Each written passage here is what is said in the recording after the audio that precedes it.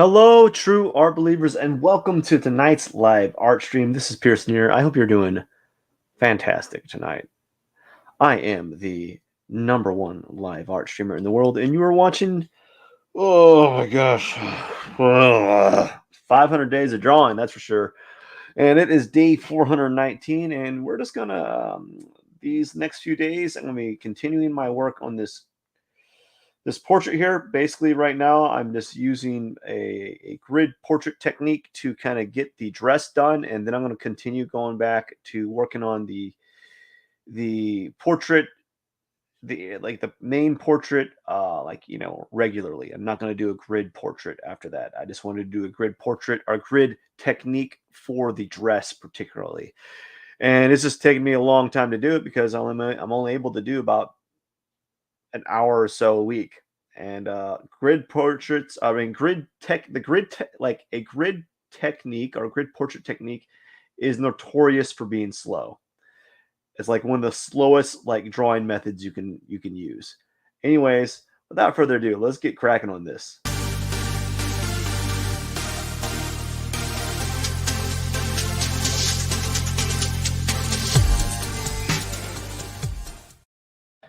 All right, let's get everything organized here. I want to make sure I have my camera in the right spot. Yeah, just another day in paradise, you know what I'm saying? You know what I'm saying? You ever heard that phrase? I hear that phrase all the time. Another day in paradise, you know? And let me tell you, I can get that can get annoying from time to time, you know? And let's get my workspace organized. Let's reset. Is it this one? Yeah. And then we gotta get the soft round. Let's move this right here. Yeah, let's move that right there. Let's make sure we have our ducks in a row before we begin. And basically, we're going to work for about 20 something minutes. No, 28 minutes or so. But yeah, man, long day, long day. Like, I am like, it's a long day when I do a live stream late at night. And it's been like that for a while. And it's because my every day's been a long day. And I think all of us deal with that. Like, deal with this what do you call it? Deal with the situation where you're never caught up, right? Right. And you're just never caught up. And it can wear you thin, man. It can wear you thin. I understand when people have to a lot of like people have to work a lot, you know. And I think I was let's back up for a second. Let's kind of so this is the what we got so far, and I've done multiple lines all the way down to here, which is pretty good actually, for the fact that considering that I'm talking while I'm doing this. I think I mentioned this multiple times that if I was just if I was just drawing, like doing this like without interruptions and just working at it, I would be done in no time. But like because I'm having to stop, you know, and do these like do not stop and do these live streams, but like stop and talk and create like a dialogue with these live streams. It does slow you down. You know, I do get it does slow you down. I'm actually I've seen a lot of other live stream artists, and like I'm just so impressed with how fast they are, you know. I just I don't know, like I'm just so impressed because they have a knowledge of the digital media and they can really move fast in it. Like I'm pretty fast at doing charcoal drawings. I'm not slow. I'm slow doing digital drawings. I'm very slow to do a digital drawing. I'm pretty fast at doing charcoal. Um, Not fast at pencil drawing because that like lends towards more of a detailed like mannerism. But with charcoal, you can kind of like with the charcoal drawing, you can kind of like fib details. You can fib it a little bit, and you can kind of make it. You can kind of suggest form a little bit better than with pencil. Pencil's kind of more difficult to suggest form because you're you can't really blur the same way that you can with charcoal. With charcoal, you can blur simply by just using your hand and like smudging out the area. With pencil, and if you want to blur something, you got to do everything manually. You got to manually blur the area. But with charcoal, man, woo, it's like a whole nother ball game. The only problem with this charcoal, it doesn't store as well as like pencil because you can just smudge it. It just smears everywhere. Like you literally have to have like special containers to hold your charcoal drawings, or you have to have them framed and not touching another surface. You know, so it's like, okay, you like charcoal drawings, but they're hard to store, they're messy, and they're very fragile. Technically, they're pretty fragile. They're not very they're durable. They can, if they're not touching anything, they like last in the sense that they can like not they won't go bad. But if it's touching something and it's smudging things, what I mean by like go bad is it doesn't fade like I believe pencil would fade.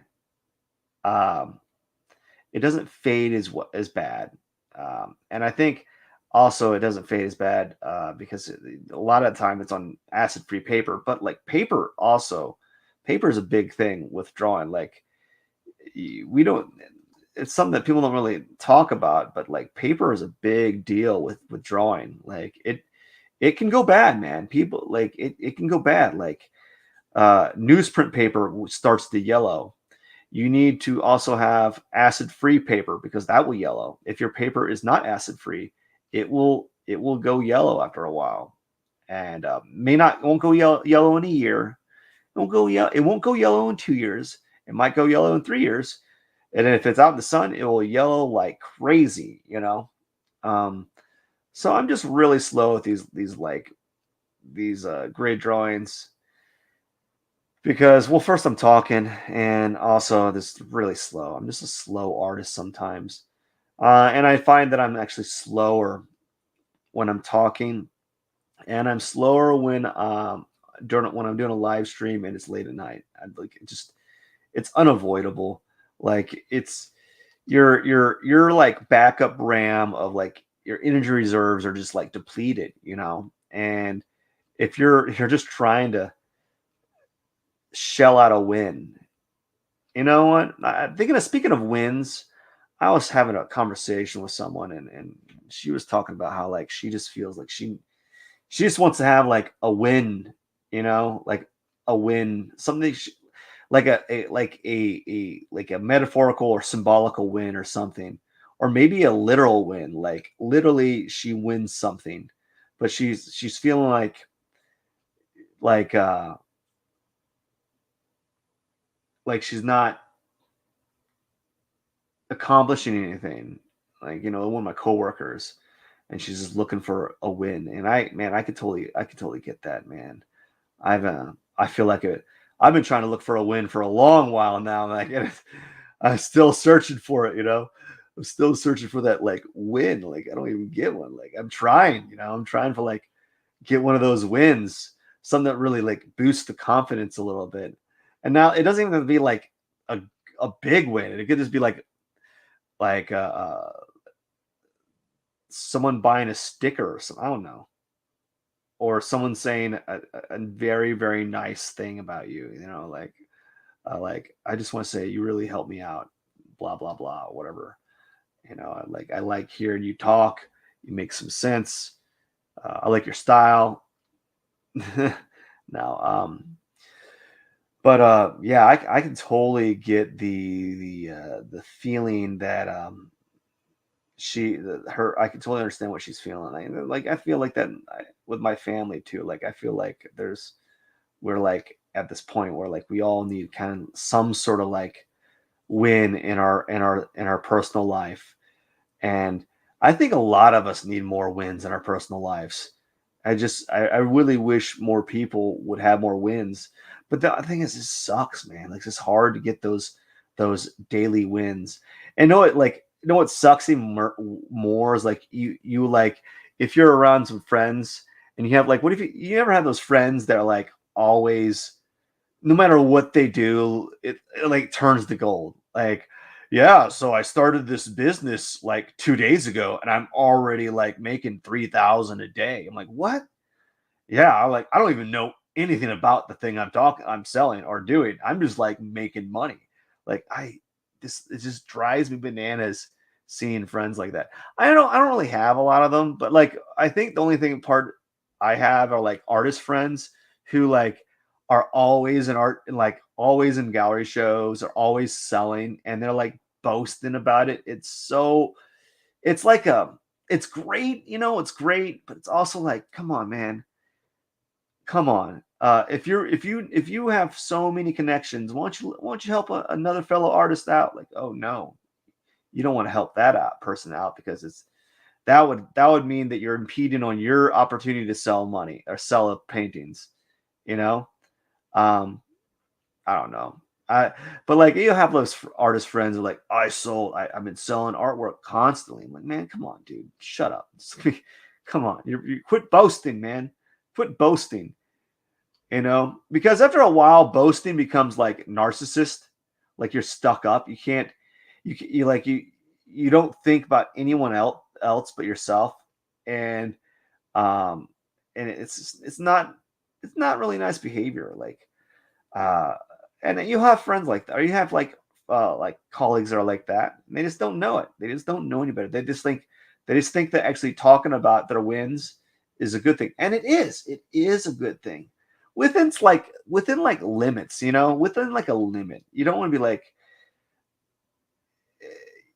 within like limits. I don't. I'm then again, I'm not the person. I'm not that guy that likes people that boast, who boast and brag a lot, because that just grinds my gears. For one, um, I'm not in a great situation. Like I guess I could say I'm not in a great situation. I'm in a good situation, but like not like the people that are bragging, right? Like, oh, I'm selling work for $3,000 a pop. Great, man, or whatever it is. Um, but like but like bragging is it just drives me bananas because it's like unsportsman. It's like unsportsmanlike for me. Uh, it shows like you lack empathy for people that are struggling, I guess, or trying to make ends meet or trying to do certain things. you know and I don't get me wrong, I love hearing stories of other people's successes. It really does. I love it. It's great. But also do it with like a grain of salt. Do it with some humility, I guess. Maybe I guess that would be the way to go about it. But I don't really know what would be a very like a way of going about it, like you're very humble about it, because it's I guess you'd have to be I guess you would have to be a very humble person in general. Like you've kind of set yourself up, or people know you to be very humble in general. And whenever you brag, it's or boast about something, it's not in a way that comes off as narcissistic. It's more like a way like, man, this is awesome. Man, I can't believe I sold this much this week. I mean, it's really going to help. You know, it's really going to help me out, right? Or help the family out. Like now that is a more of a like humble way of talking about like your success, about how you're going to use it for your family, or how it's going to help out friends, or like you needed that money to lend someone a hand who is in need. Not just like talking about, oh man, my show sold out and it was great. I made $20,000. Like, great, man. Stop. Cool. I don't know. I guess there's got to be a line of like of where where you can brag, where it's okay, and then where it becomes like, okay, now shut up. Just like be quiet, dude. Be quiet. We've heard enough. Like we get it. Like you just like you're like King Midas, bro. You just everything you touch turns to gold, you know? And also I don't know. I don't know.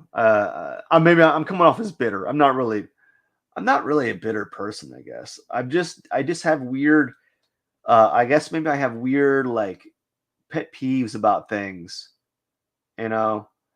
Also, social media really distorts reality, and it's really social media is not very good on like uh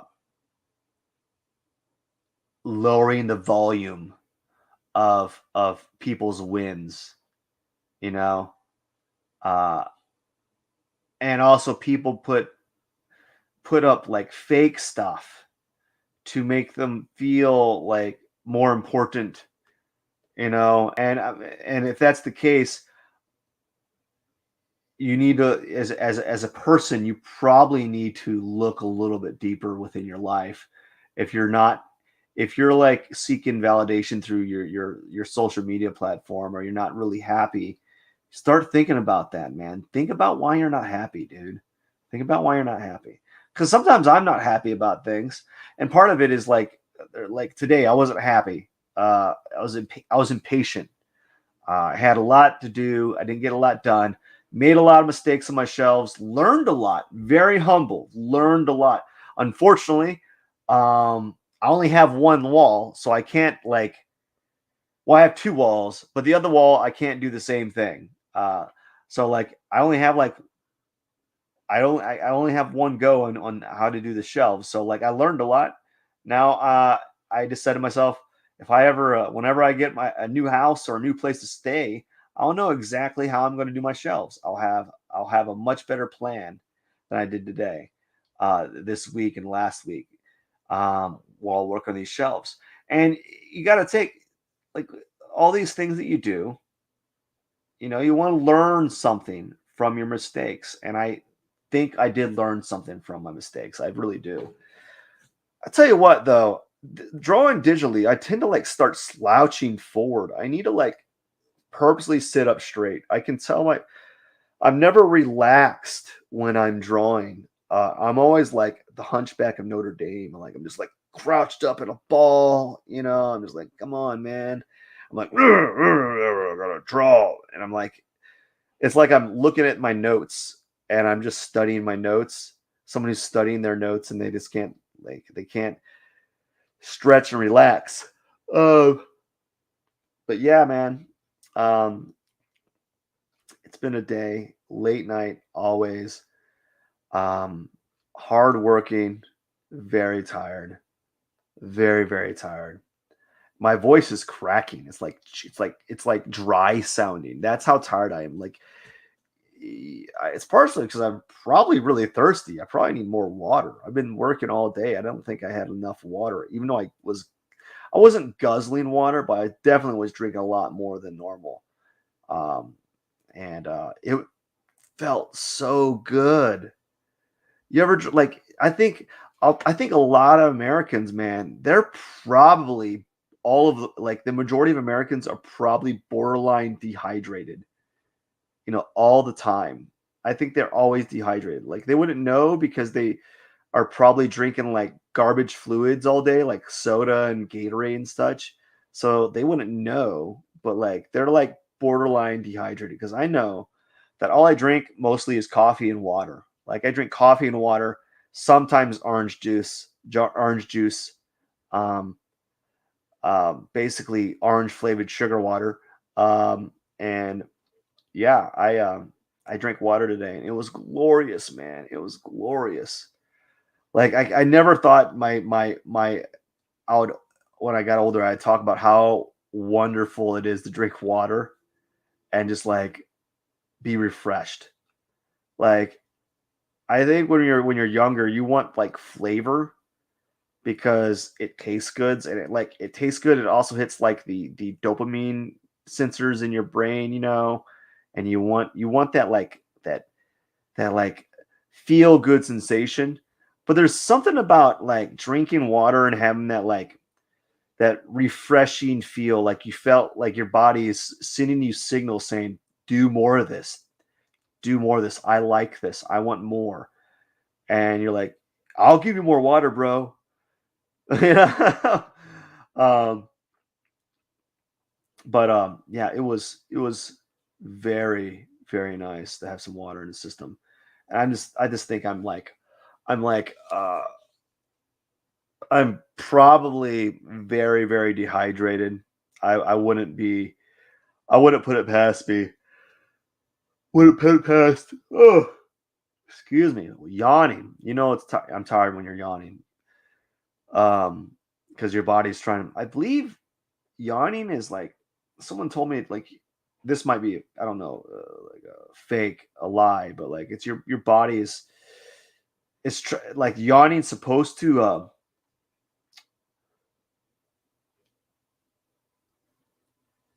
excuse me, it's supposed to facilitate higher oxygen levels or something like you get more oxygen in your bloodstream if you yawn or something. I don't know the science behind it. I don't know, dude. Oh man, tell you what, these grid drawings, they're the bane of my existence. As I said, they're just a slow drawing method, and they're an even slower painting method. But I gotta have a little bit of context because I know a lot of like photorealistic painters will spend out multiple hours in like one like in like an area of 5 square inches on their like 8 foot painting, and they'll spend hours and hours on that. I know like Chuck Close would do something like that. I don't know if he still does, but Chuck Close was famous back in the day for doing photorealistic uh, um, black and white paintings that were like flipping huge, dude. They had to been like um,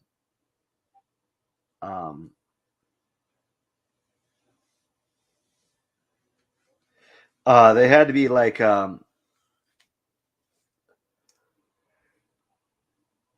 8 feet tall or so. You know, they had to be like 8 feet tall, and he did these before in the like 70s or 80s. I don't know what when he started doing them, but like he did them, and then he had like a brain stroke or something, a brain aneurysm that put him like made him almost like partially paralyzed. He could still move his arms, but like he couldn't move his lower legs. I think that's what happened. I don't know the exact what exactly happened, but it left him injured, and he wasn't able to paint as precise as he used to, and so he adapted his photorealistic method into more of a abstraction, and he's been famous ever since.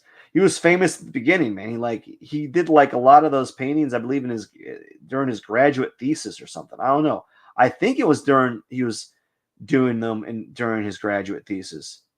I don't know. I don't know the science. I think it feels like he was doing it either like really close to after or during his graduate program when he was getting his master's degree.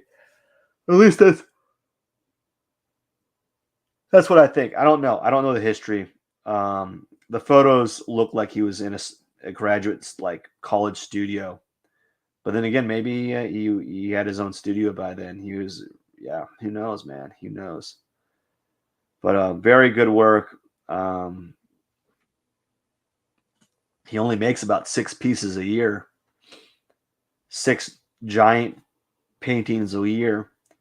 I think a lot of those photorealistic painters have like shows once every 4 years or so, and yeah, they have like that many shows once every 4 years because they're only able to produce a handful of pieces each year, and they need like 20 pieces in order to do that. They can only have a show every couple years. Well, gosh, they definitely don't have a show every year. It's just not possible for a photorealistic painter to pump out that many paintings unless they're like probably on speed or something. I don't know. They'd have to be on some sort of like drug that allowed them not to sleep. You know, it'd have to be something like that. It would have to definitely be a a oh my gosh, a a drug that,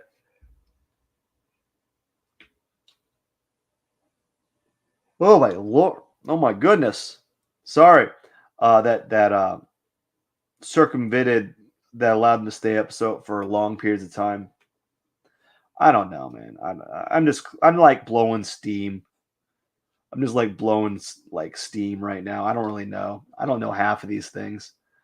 I don't know the history of Chuck Close. I just know that he's famous for doing large scale photorealistic paintings, and he got a brain injury, and it did a number to his mobility. I don't know if it fully paralyzed him. I don't know the extent. Uh, but who knows? I don't know. All I know is I'm yawning every 5 seconds, so that's not really good. That's not good. That's not good at all. I'm doing pretty good.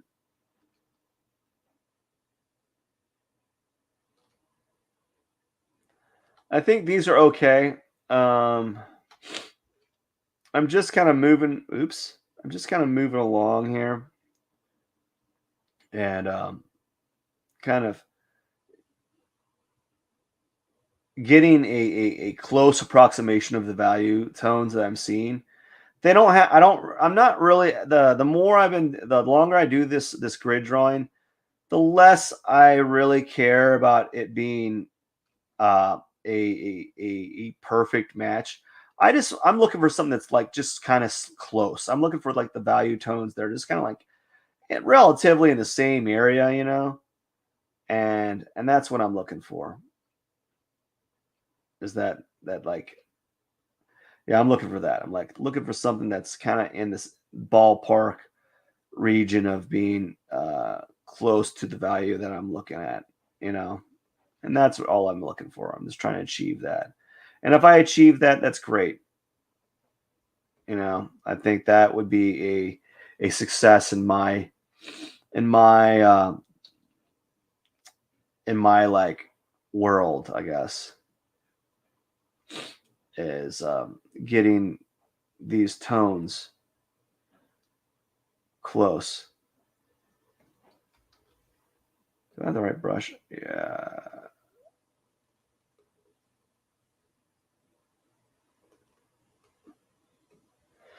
Yep. So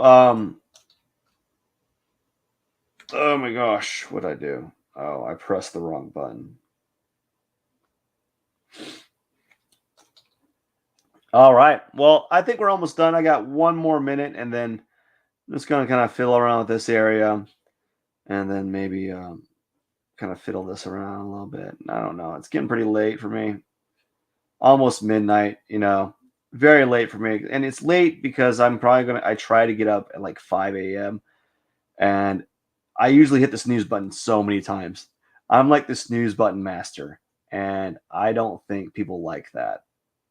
I don't think anyone likes me hitting the snooze button. It's like, you hit the snooze button too much. I'm trying to go to sleep.